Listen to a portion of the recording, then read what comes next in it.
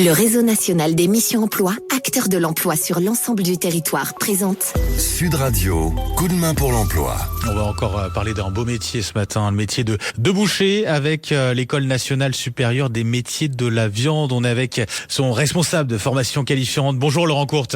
Bonjour monsieur, bonjour à tous. Et merci d'être avec nous ce matin sur Sud Radio.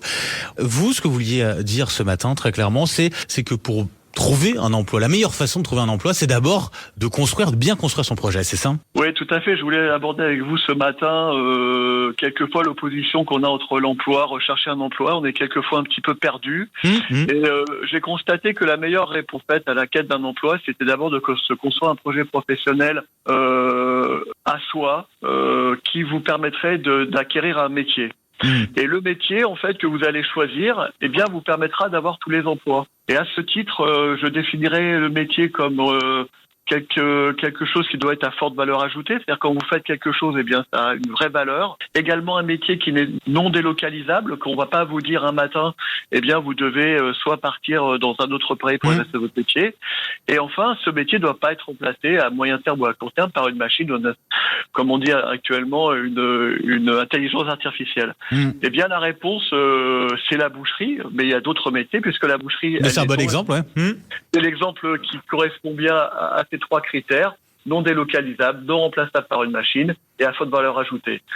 Nous, de par notre activité à l'École nationale, eh bien, nous formons des gens qui ont des projets très forts de devenir bouchers dans le cadre de la reconversion professionnelle, avec un parcours qui est assez atypique puisqu'il dure 1 an et il permet à tout un chacun, au bout d'1 an, d'occuper un poste de boucher préparateur qualifié. Et lorsque vous avez un métier de boucher préparateur qualifié, eh bien, vous avez le choix de l'emploi. Et on sait très bien que le métier de boucher, ou plutôt la boucherie, est représenté en France à travers à peu près 18 000 entreprises sur le territoire. Et avec votre métier, vous pouvez exercer aussi bien en province qu'en région parisienne. Et on s'ouvre les portes de l'emploi, très clairement. Et on s'ouvre les portes de l'emploi.